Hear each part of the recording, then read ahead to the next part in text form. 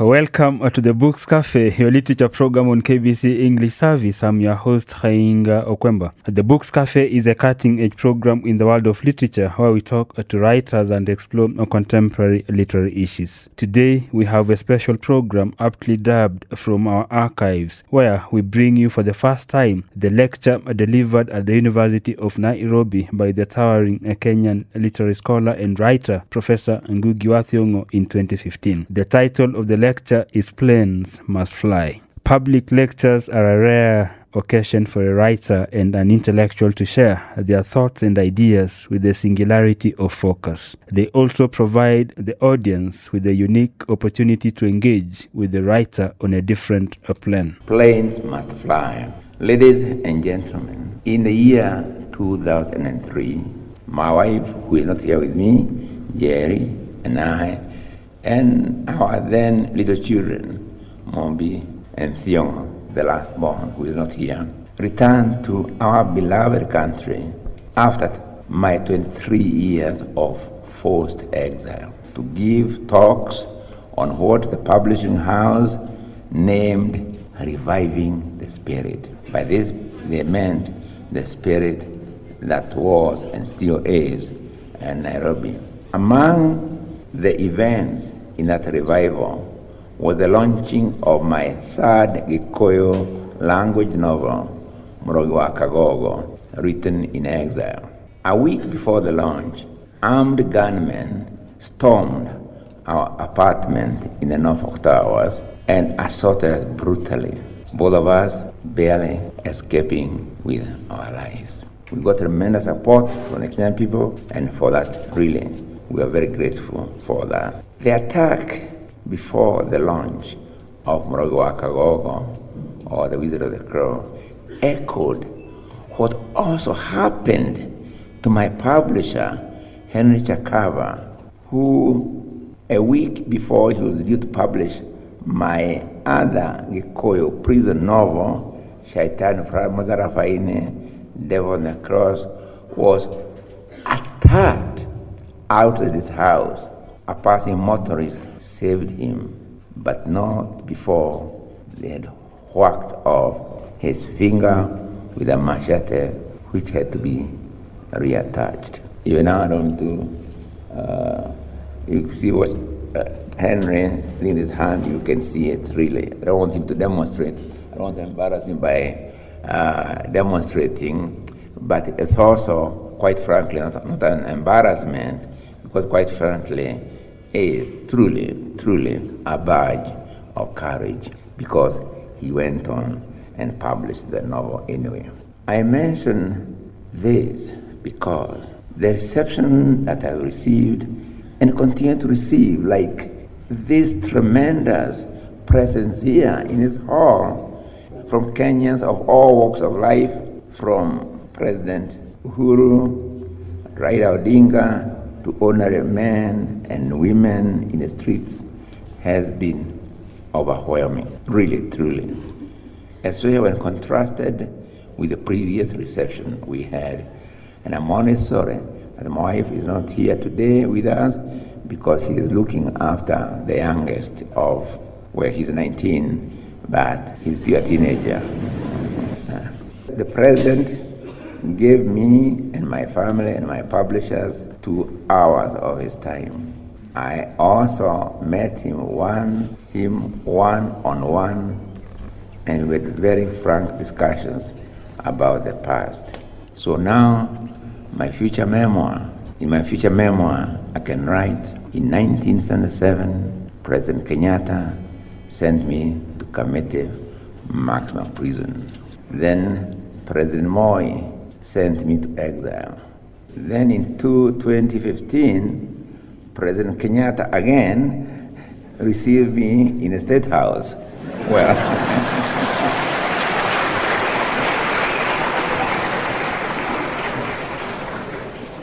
it's quite a rhythm to it, doesn't it? In our talk, we agreed, at least as we were talking, that Uhuru, that is economic, political, and cultural, is for all, and that together we need the unfettered voices of Kenyan people. Differences of opinions and views about our realities and history can be and should be the cornerstone of a new Kenya. Because of this, and in my both with the publisher president when we had one-on-one, I emphasize there, I keep on saying, you don't learn anything new from those who agree with you, for they are only affirming what you already know and believe. So you say, I agree with you. Yes, you agree with me, yes, may feel good, but you're not adding anything to I agree with you, because you agree with a position I've already arrived at, correct?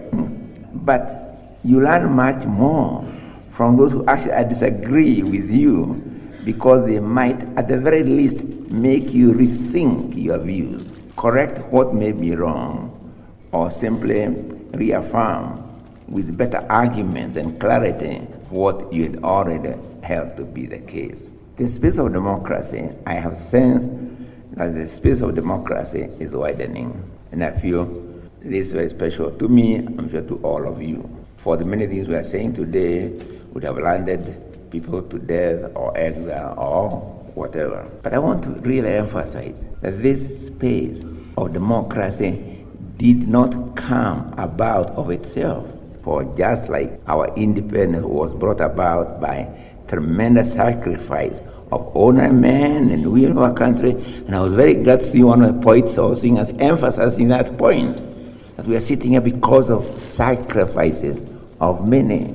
We sing the Kenyan national anthem, we sang because so many people died so that we can sing that anthem. In the same way, just like our independence was brought about by the tremendous sacrifice of ordinary men and women of our country, the culture of silence and fear that engulfed our country from about roughly 1982 to the years of multipartyism was broken by the efforts of many, some of who were driven into prisons, exile, or to their death. It was so bad sometimes, I can tell you this, abroad where we were, if you went to a new territory, like you went to Germany or to any country, as a Kenyan, the first thing you asked, where is the Kenyan embassy, right? When they point at it, then you run away from it as far as possible.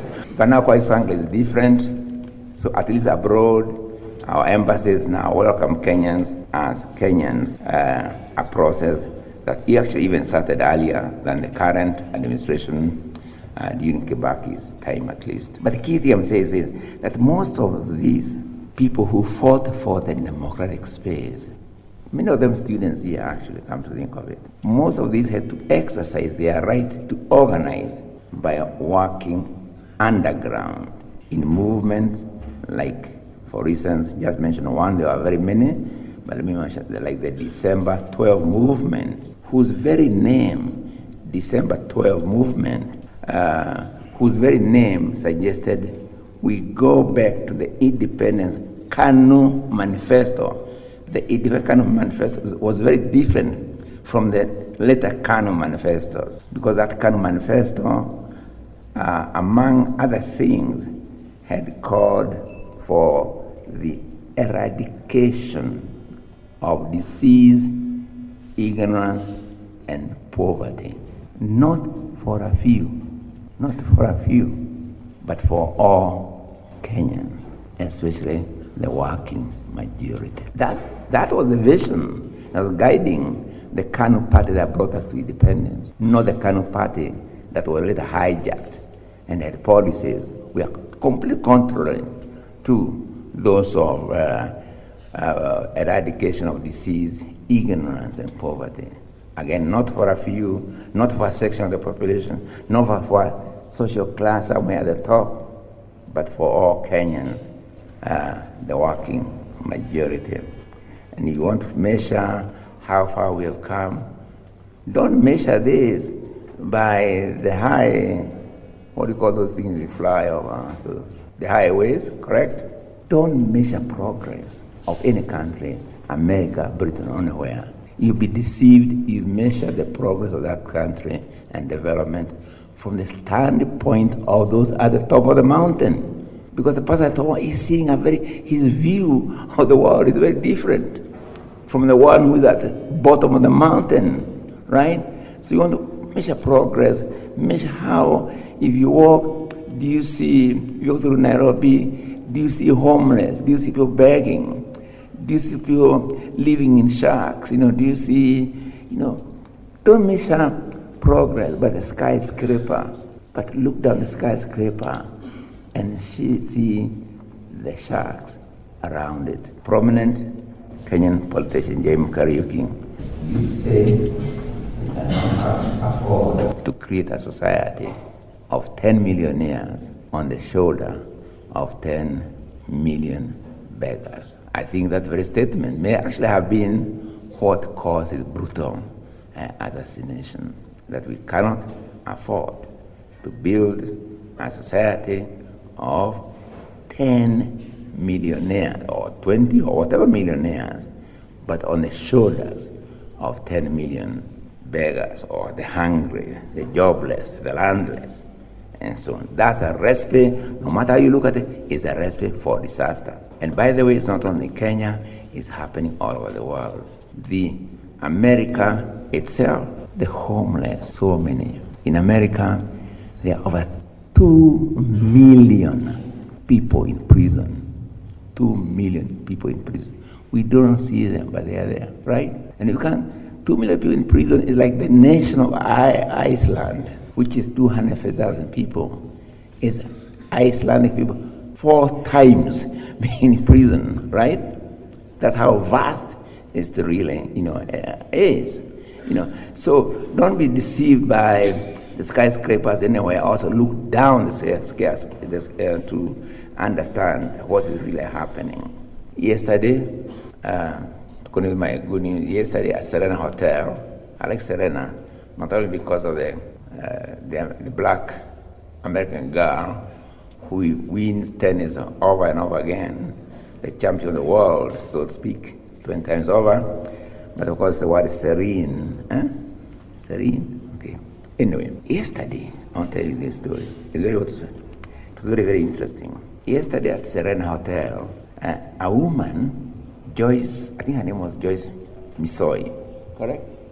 Joyce Misoi? Yeah, Joyce Misoi, came to me and introduced herself as involved in mining minerals, and her son as aeronautics engineer. How do you say it?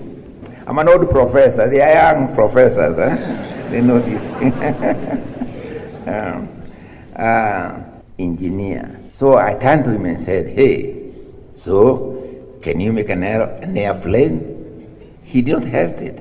He said, Yes, I can. Really? I said, and he reaffirmed it. And I walked away.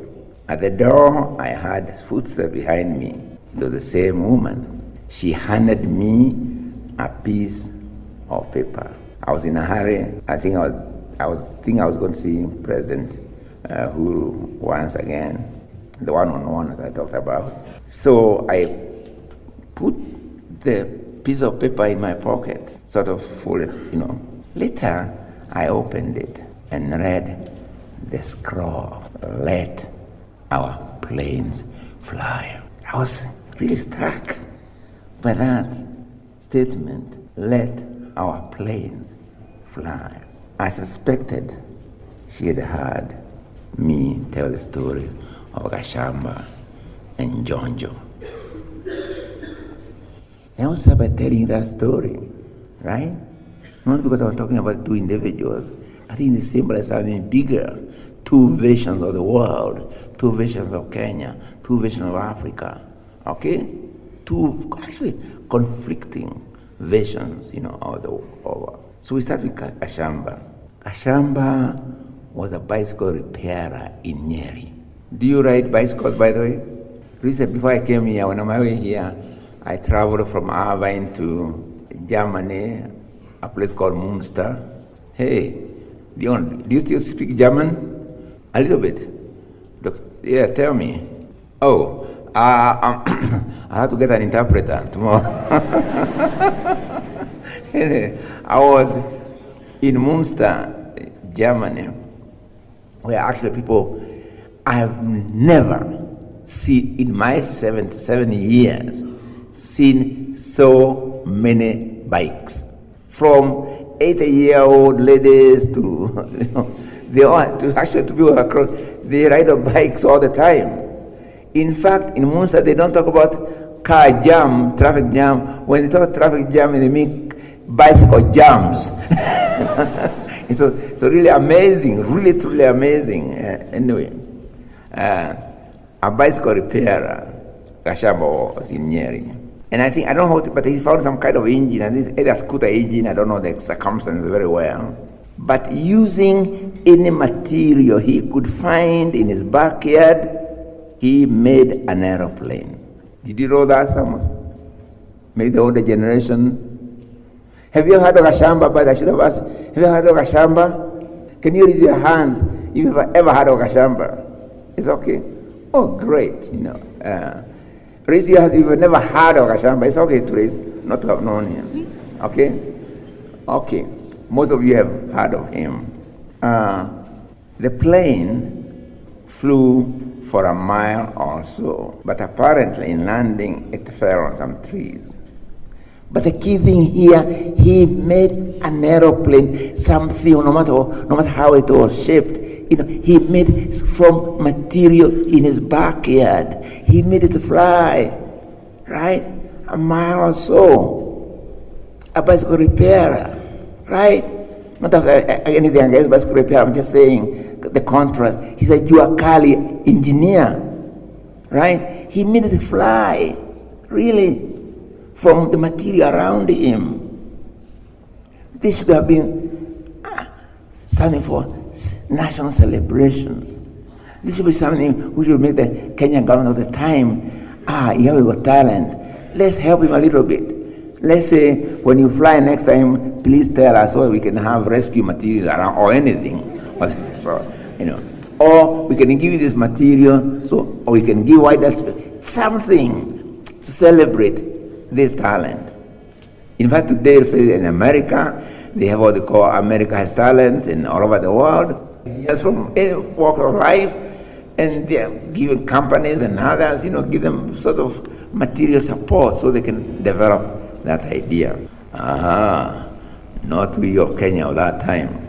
So I'm going to introduce another person, Charles Jonjo, then the Attorney General of the Free Republic of Kenya, stopped Kashamba from ever flying his plane without a license.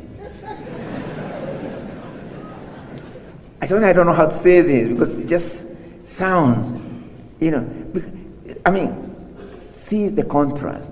Jojo, a graduate of hot hair, you know, he ate dinners at the Gray's Inn in London. He could speak English through the nose, kind of, in a way. Good morning. How are you? My name is...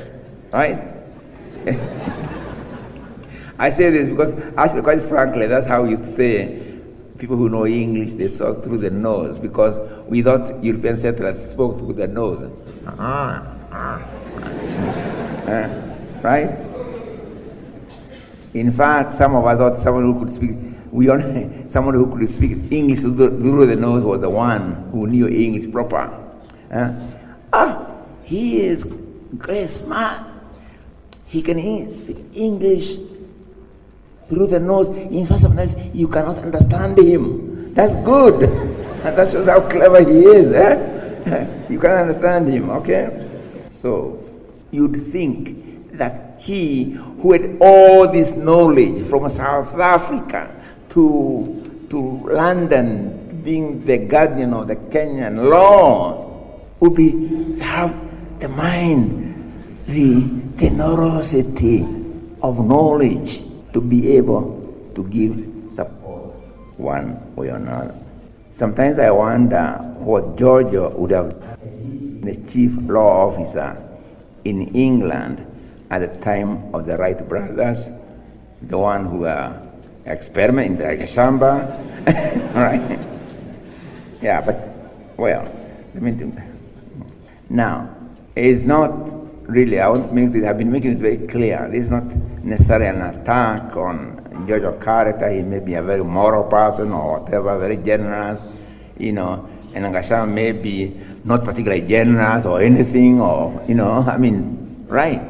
But one person made an aeroplane with the material in Kenya in his backyard. A Juakali engineer made an aeroplane that flew, and a person who is educated from Alliance School, South Africa to England, eat dinners with those people, said, no, Kenyans cannot fly their plane. So I'm less interested in the fact that George stopped Gashamba from flying, actually, than in the symbolism of the two men towards their native land. Gashamba probably had not gone beyond secondary, but as I said, George had graduated from Fort Hare University in South Africa, and eaten dinners at Gray's in London with people wearing those things here. In short, he was one of the most educated Kenyans of his time. And by the way, as I said, he knew English language so well, as I said, he could even speak it through the nose, as we used to say of the European settlers. Gashamba, on the other hand, probably did not speak English as well. Probably he was shrubbing it, as people like to say here. And by the way, that word, whenever people use that word shrubbing, they should think twice about the implication of what they are saying about African language, spoiling our English, that kind of thing. But I won't go there yet. We shall come to that shrubbing business. The point is, Gashamba said, we can make airplanes in Kenya and actually produce one. The educated attorney said, we cannot. Gashamba, with his efforts, dared to dream. He wanted to dream. We can. He wanted to rescue the word possible from its prison in the impossible. Do you know what impossible is? Imprisoned in the impossible? Right? Just spell the word. Do you not spell? Well, you must of course not spell the word impossible, right? You see that the possible is hidden there. And all we have to do, me, is rescue the possible from the prison of the impossible. This is what Gashamba was saying, right? Nothing is impossible because the possible actually is in the impossible, is in the impossible. And all you need to do is have the courage to dream and rescue the possible from the prison of the impossible.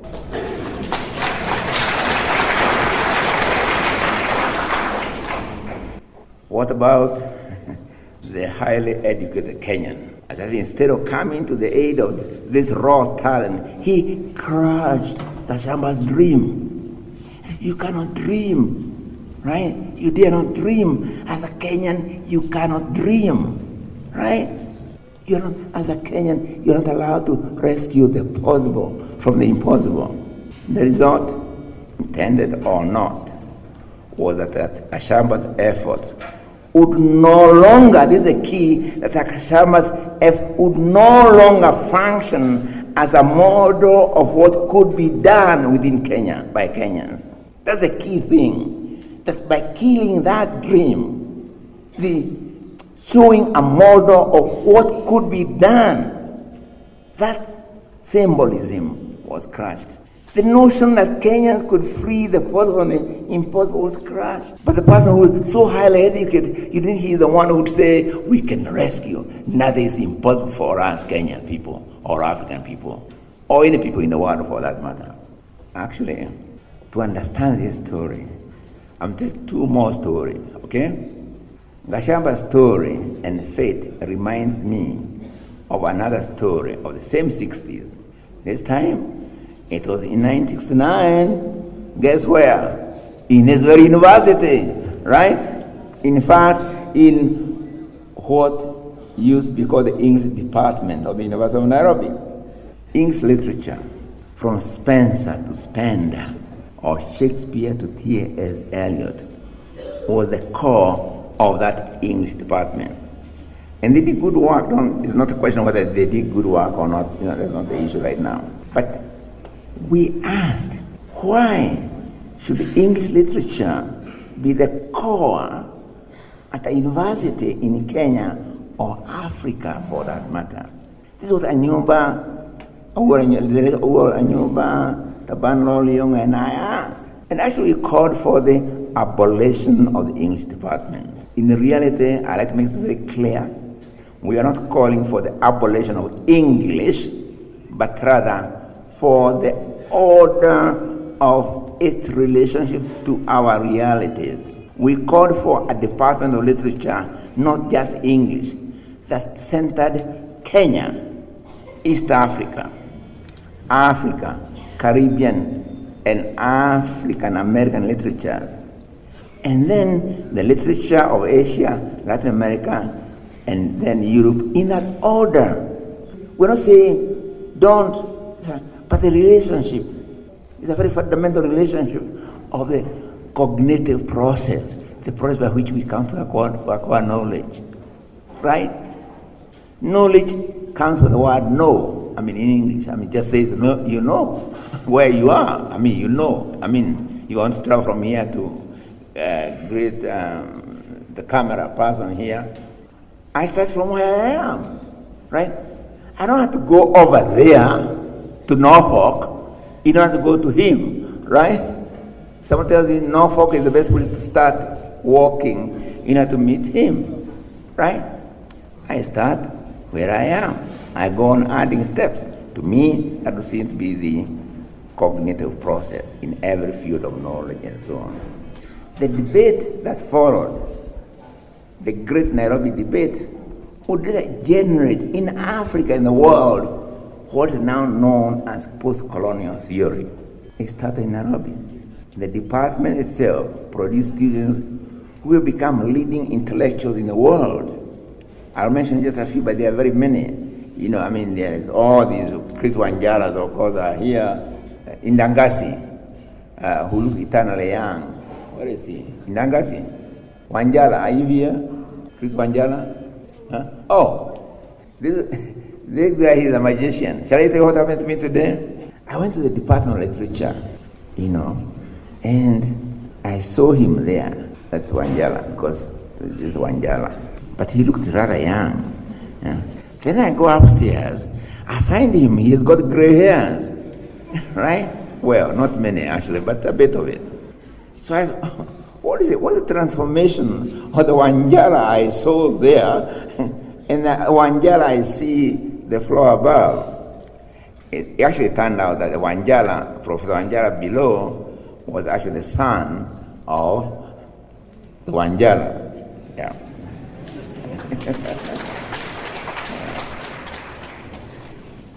The others I can mention, I'll just mention a few. There's Ogunde, for example, professor at Pretoria in South Africa. There's a Gitai, a professor at Brown University, and who wrote his doctoral dissertation on Latin American literature, which he started learning when he was here at Nairobi University in other syllabus. But Simon Gikandi, who is now so prominent in the world, he edited some of the leading journals of critical theory and literature and so on. He's now professor of English at Princeton University, Could mention others, some who have studied universities and other things, You see, such a department created, at least in our time, it created people who were confident about themselves. I remember Wanjiko Mokabi, where is she? Wanjiko Mokabi, are you here?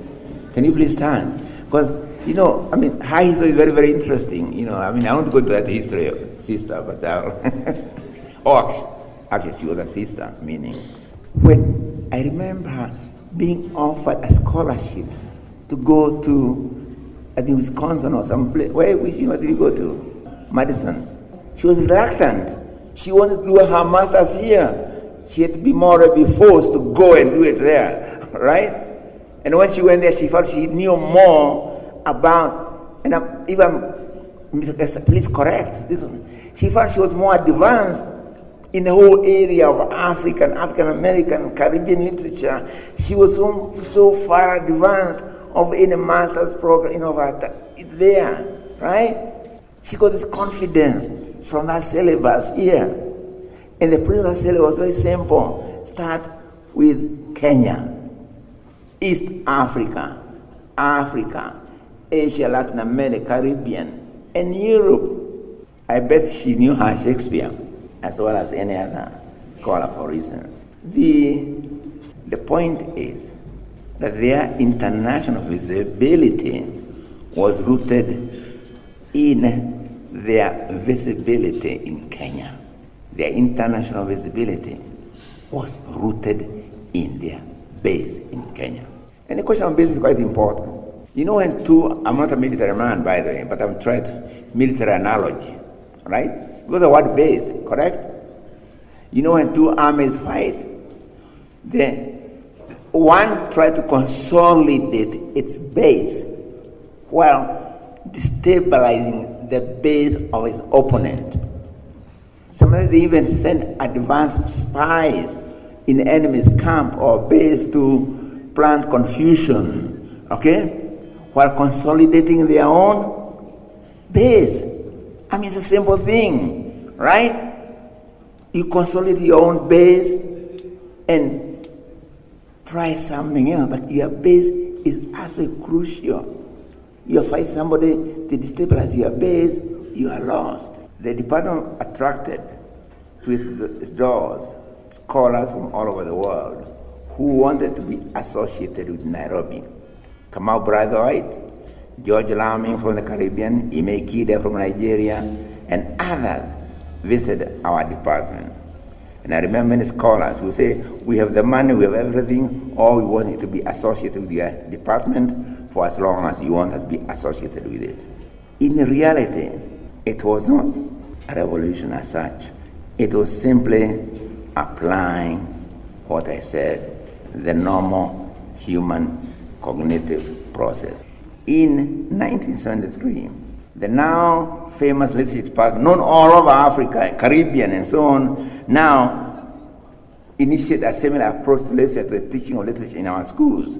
Because we thought, if this could get this kind of confidence, university students, then why don't actually pass this on to literature to our young people in their schools and so on. And we, along with other people like Michelle Mogo and Chukia, and others, Chris Wanjala was there, all the, we all came together, really, and tried to come with a new literature syllabus for schools. That syllabus was brilliant, because it would have meant a student as having a Kenyan-based text, an Africa-based text, a Caribbean-based text, Asian-based text, whether from China or Japan or India or wherever, a European-based text. So, in the course of their 4 years, they have a sense of the world. A sense of the world. That's what the powers that be said, this is too much, right? But they could not unravel the syllabus as such. It was too difficult. It was too complex a task. You know what they did? They abolished literature in schools altogether, right? So that's the way you could teach African literature or any of these literatures to our kids, except the one text here and there, okay? It's happening in history.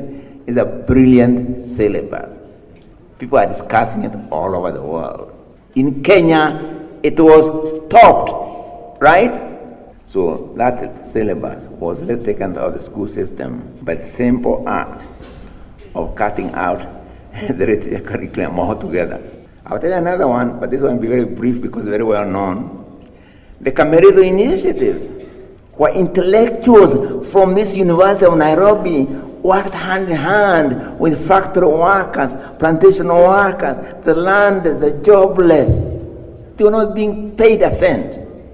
All the intellectuals who left this university while working in this drove using their own gas, their own cars or matatus or whatever they could to work with ordinary people, farmers and peasants and workers, factory workers of Kameredo. They were not asking for a penny. They spent whatever they had to not be there. Together with us, we produced an outstanding performance of a play, Gaika Deda, I'll Marry When I Want. Really, it was incredible, really incredible. I remember buses, bus loads of people coming to watch that play. Came as far away as Embu, as far away as I can't think, everywhere.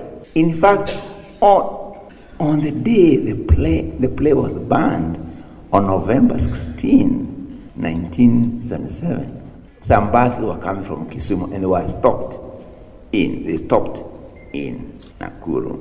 And what I remember is this was a village, Cambredo, but even the schools were supposed to be preserved for Europeans only. Those high-class schools, they came through the mud to come and see. So it's wonderful to see the sight of sort of these schools and Harambe schools and the peasants, women and so on, sitting together. You'd think that's something worth applaud.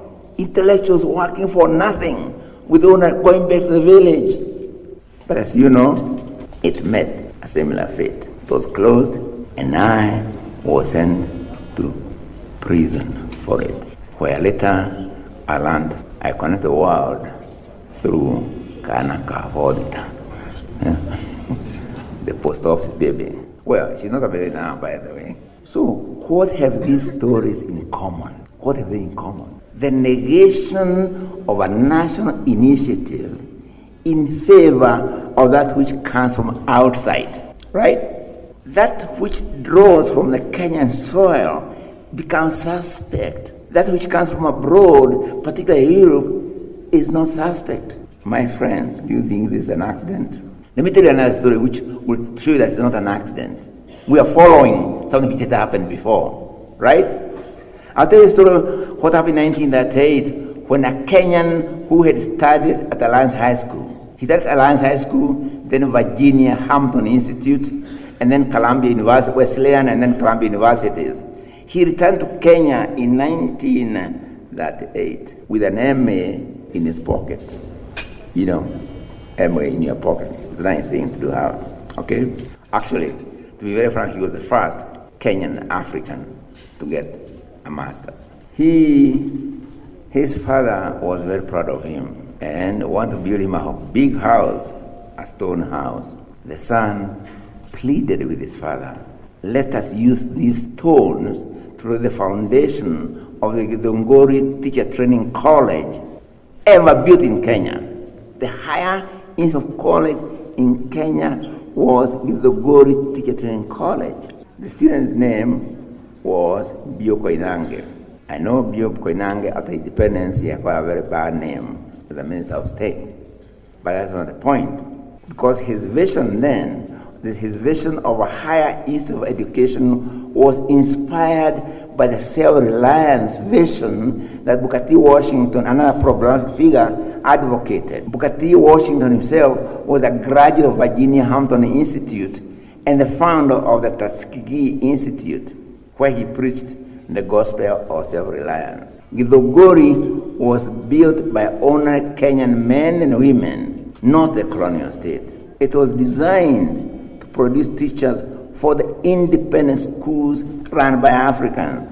You see, these people, they dared to dream what had not been dreamed before, because then there was no higher institute of learning in Kenya at the time. So let's see what happened in 1952. The colonial state closed Githunguri and all independent African schools, but here, this is a key to this thing, because they were not just content to ban Githunguri, but they had to turn it into a prison where Mau patriots were hanged. They had come into prison, but they didn't want to hang them there. They took the Githunguri, the symbol of African achievement, to hang them there, right? The symbol of Kenyan African self-reliance and pride was being turned into a symbol of shame and humiliation. Why? Because the colonial state did not want a symbol, a model of what African people could do for themselves. They didn't want this business of self-reliance. No. Because it's also better for them if there is Kenyan Africans really have this dependency, depend on the outside, on Britain in this case. So it's clear by now that the negation of Kenyan national history has roots in our colonial history. But how did colonialism manage to inculcate this knee-jerk reaction to our initiatives and somehow feel beholden with that which comes from abroad? Because we can normalize. Come here, no. Yeah. How did it come to be that enough of person etiquette cannot change? And by now you know the answer. Language was the key to all that business. And because I've written a lot about this issue, particularly in my book, The Colonial the Mind, I just want to make a few references. So, in 1894, Mr. Macaulay, or Lord Macaulay, went to India and came up with a policy. India then was colonized by the British. He came up with the policy of replacing Sanskrit as the language of education in India with English. He said that the idea was to use English. Actually, I don't know even why I'm saying it, because they are clear what they want to do with this English business. They are clear what they want to do with your mind, my mind. They didn't even hide it, right? He said that the idea was to use English to train a class of Indian in color, really everything, but with an English mind. So get an Indian class, he looks at Indian everything like, but according to Macaulay, whether it's successful or not, that's another issue altogether, with an English mind. And do you think he was doing it for the set purpose of seeing Indians with an English mind? No, he was very clear why he was doing this. Because he wanted this middle class would then stand between the imperial power and the mass of people they governed. I'll give another example a little bit. In his book, How Europe and I Developed Africa, a book really I hope everybody reads, it's very, very important. It's got many other incredible revelations. Walter Rodney quotes a Monsieur Pierre Foncine, a founder of the Alliance Française, as stating at the beginning of the century, and I'll quote from Walter Rodney, what he's actually quoted, that it is necessary to attach the colonies to the metropole by a very solid psychological bond against the day when their progressive emancipation ends in a form of federation or something like that. That they be and they remain French in language, thought, and spirit. He's not hiding it. He's saying it. We want to bind the mind of the educated through French language so that you can visualize. I just always imagine some chains around our brains being tied to either France or England or whatever. Now, and I really, people who are teachers, I hope they listen to this, because one of the things that I get very angry about is when I see Africans still being humiliated for speaking African language in a school. You don't know the damage you are really doing to African people. One of the methods used to make this possible was to associate African languages with humiliation and shame, perpetrate violence on children caught speaking African languages in schools, making them carry smelly skins in their pockets, so smelliness is the African languages, or carry placards saying I'm stupid, and many of them, every person here might tell you how they were shamed away from African languages. The problem is animals are tamed in the same way. They associate the undesired behavior with pain. Like when a dog does something, you beat it or something, you associate in this water mechanism with pain, the undesired behavior with pain, and they reward the desired behavior with a biscuit or something. Later, this behavior, wrought by a system of rewards and punishment, is actually passed on to their offspring as normal behavior. So you're born with a culture of being ashamed of African languages. You pass this on to your children as normal behavior. The same with humans, particularly in the case of language. People become Pavlovized. Do you know Pavlov? Pavlov, you've heard of Pavlov? An experiment with this. So later, the very sound of the bell, he'll apparently beat a bell and provide food for his animal, whatever it is. But the sound of that bell alone, without the food, would make the dog salivate. It happens today. People can feel that the sound of English was conjure an image of intelligence and knowledge. In other words, making the mouth salivate for this language. And those of African languages with the opposite, backwardness, shrubbing. This language is spoiling. Actually, when I'm in America, I watch you watch jokes in YouTube. Really, comedy, African comedy on YouTube. They are mostly about how people are speaking bad English. I saw one cartoon where the former President Moi is made to look ridiculous, not because of the repressive policies he developed in this country, but because he could not speak English, right? I saw the same thing done with Jenga Karume.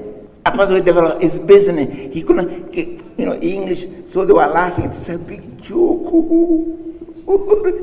This illiterate can't speak, proper English, right? Now you can see Giorgio and his English accent and Kashamba. Now you see where it comes from, correct? The history. But we and I are not free from it. There's a Giorgio in all of us somewhere. This is still the problem of Africa. So I want to say what I've been saying. I want to repeat over and over again. Europe gave Africa the resources of their accent. Africa gave Europe access to the resources of the continent.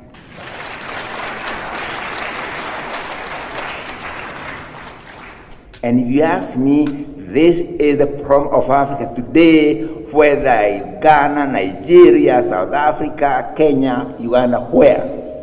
Well, we are very busy perfecting our English or French or Portuguese accents. They are very busy perfecting instruments of access to our diamond, to our gold, to our oil, to everything. And we are, right? And we are the wind, me saying, parlez-vous français? No. Do you speak? Right? We are there. And this guy don't care even with the blunt instruments, they are busy getting gold and diamonds and oil and so on, For those of you, Thiong'O, you traveled all over the world. When you are in America, how many Kenyan-owned banks do you find in the city of New York? What about Nigerian banks? Did you find one? What about those who have been to England? How many have been to England here? Or Europe? Or since you have been to America? Anybody who's been to America? Oh, wait a minute. The professor's here. Wait a minute. Let's try that. Because we have all been trained in America, another place, correct? Did you find an African-owned bank in the town where you are in? What about, did you find African companies drilling oil in the shores of America? Really, did you? And by the way, did you find a Kenyan military having joint military exercises in London?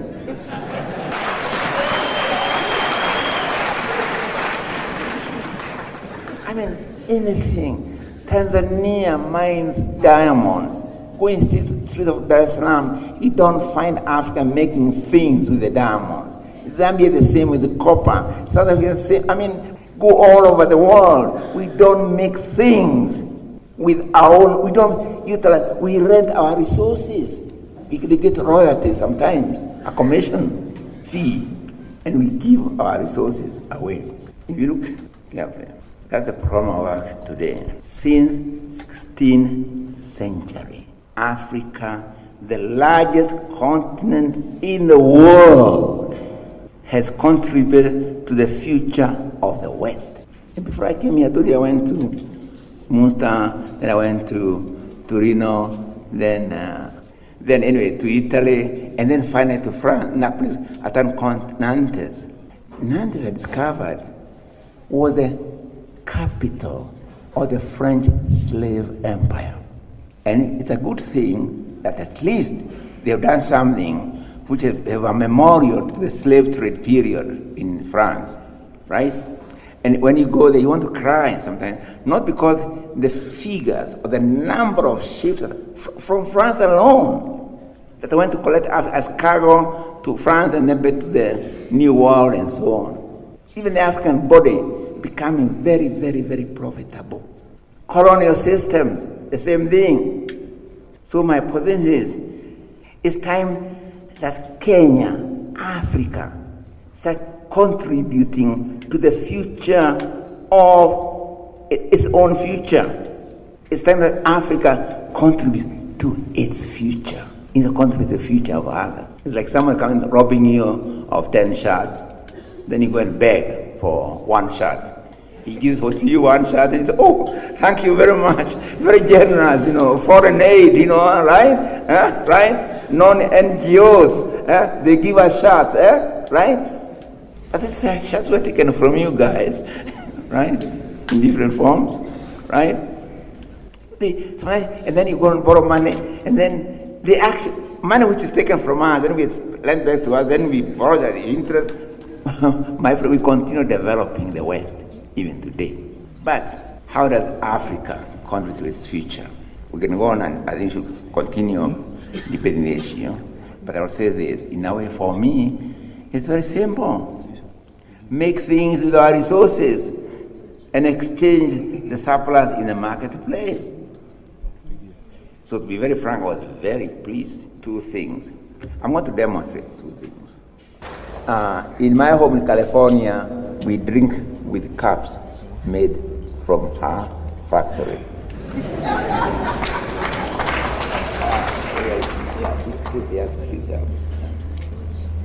So, but I want to do something else. Coming out to the University of Nairobi. Oh, not yet. Yeah. Is there Royal Satima here? Do you know it? Yeah. Royal yeah, there's a bottle. This is what I feel good. I'm serious. What I'm doing, please. Do you know that there are some African countries who import their own water bottled in France? Right? It feels good. Made in Kenya. Do you know there was a time when you would buy clothes and you put a label made in UK or, right? Sometimes even tailors here, in one of the streets here, they would make clothes and put a label made in England. And people would pay double. Now, made in Kenya. And quite frankly, that's the way it should be. In Alliance High School, I was given a blanket by Alliance guys. I'm very proud. Where is my blanket? Is that the one? No. There's one I got, not that one, which has Maasai colors. And also it's made in China. Now I'm learning it's made in China. Surely, I'm asking, is there any reason we cannot make clothes with Maasai colors or any other African colors here, right? Is there any reason we can make clothes from our own origins, our own traditions? They have to be made in China, really? And now this one, I was very angry when I learned this today. Because when I was in the Department of Literature, that is when I learned, and I hope it's not true, because I have not heard any hue and cry about this, that Thion'o has been patented to Japan. The soul of a community. So if you want to export Thion'o, you have to go to Japan to ask you permission, and you pay the money to use the right to make Thion'o and export. This should be an outcry. I was so ashamed. I was there looking at it. They found me very angry. You can't do this. So tomorrow they'll come and patent all of us, our bodies, so we cannot walk without their permission. Right? And I'm not talking about Japan. I'm talking about the whole idea that we sell our souls to the outside, right? The Kenyan government really should do something about this Kyoto business. And I'm wondering why the Giko community is not up in arms about this. Kyoto is so central to now we give it weapon. I really hope it's not true. And I don't see why the press has not made a thing about this, right? They have. Okay. It's an outrage. I feel outraged, actually. Let's go the way of Gashamba and not the way of Jonjo. Anyway, that's another story. The key thing is, why not make aeroplanes, our own defense weapons? Why not this alliance between government and universities, and even, in this case, private industries? I want to end with one thing. I saw a performance today in a literature department, or before. Are they here, the people who did Weep Not Child? Are you here? I want them to come and say one small thing, please. So important, because I want to hear I don't want to say it because I'm going to ruin it. Please, send an aeroplane to bring her here, but it has to be Kenyan made, right? Okay, then I'll try. If she's not around, I'll try. After they performed Weep Not Child, and I was very surprised, there are some chapters I didn't know I had written. One of the lines which really struck me this afternoon: if you teach me to be me, then you see me. Okay, teach me. If you teach me to be me, then you see me. If you teach me to be me, I'll be free. Or are you afraid of a free me? That's really my message today. That's the message that I was given by Joyce Misoy at Serena Hotel the other day, who says, let our planes fly. We can do it, my friends. Thank you. And that brings us to the end of today's edition of the Books Cafe, where we aired for the first time the lecture, Planes Must Fly, delivered at the University of Nairobi in 2015 by the towering Kenyan literary scholar and writer Professor Ngugi wa Thiong'O. We have more from our archives, for the Books Cafe is as steeped in the literary world today as the African sun in the day. Next week, we bring you a special program in memory of the celebrated Nigerian writer, the late Elechi Amadi, famed for his classic novel, The Concubine. I was your host, Khainga O'Okwemba, and the producer of the program was Ombui. Until next time, it's goodbye for now.